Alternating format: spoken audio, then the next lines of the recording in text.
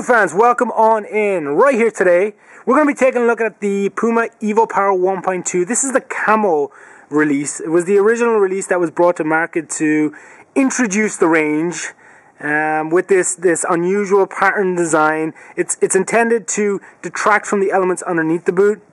So rather than be, let's say, a camouflage design where everything is hidden, it's just intended to catch your eye so you don't exactly know what's going on underneath. There were 580 pairs of this boot released, and as I said, it was the introductory version. The 1.2 is on market, so I wanted to bring you an unboxing of this boot so you could just check it out and see what that camo style design is all about.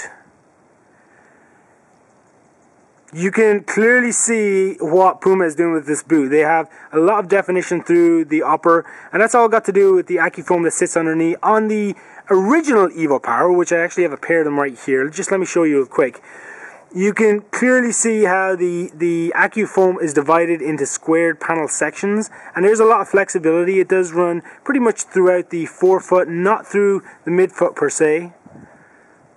But you can see it. On the current version, it's a lot different, because now this AccuFoam runs right up around through to the heel section, and again on the inner side of the boot as well. Very, very different style, very different design. This boot is less power and more control, and I'm going to go out and say that right now without having tested these. I want to test these out just to see what they have performance wise, but there are certain elements of it. The fact that the AccuFoam is a little less defined, and it features this grip text, the grip text across the upper to give it extra control elements.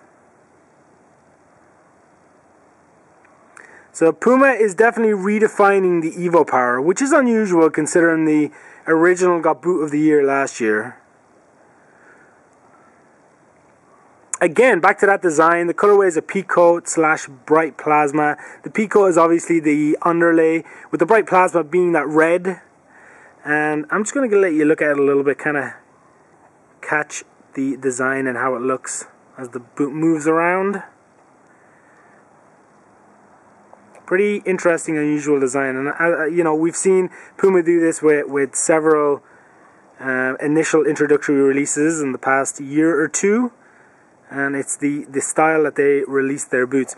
In terms of the sole plate, you get the very same sole plate. It's something that they're obviously pretty comfortable with. It's the GSF, the Gradual Stability Frame, and it allows the boot to flex in both directions. Something that I really liked about the original when I was testing them.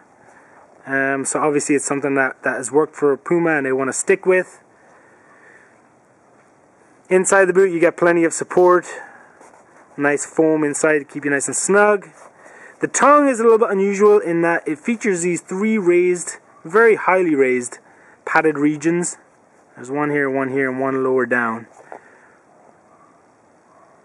A little bit of extra protection across the forefoot. Weight-wise, they weigh in at 7.5 ounces, so you still have that lightweight element to this release.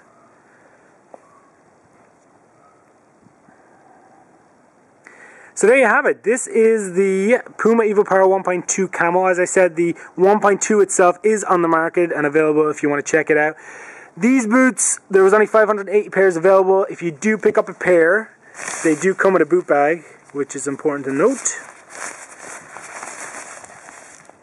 And you can find them on soccer.com right now. There's still plenty of sizes available. I'll leave a link down in the description if you want to check them out. Before you leave, definitely appreciate it if you give us a thumbs up and subscribe if you're not already subscribed. Until next time, guys, thanks for watching.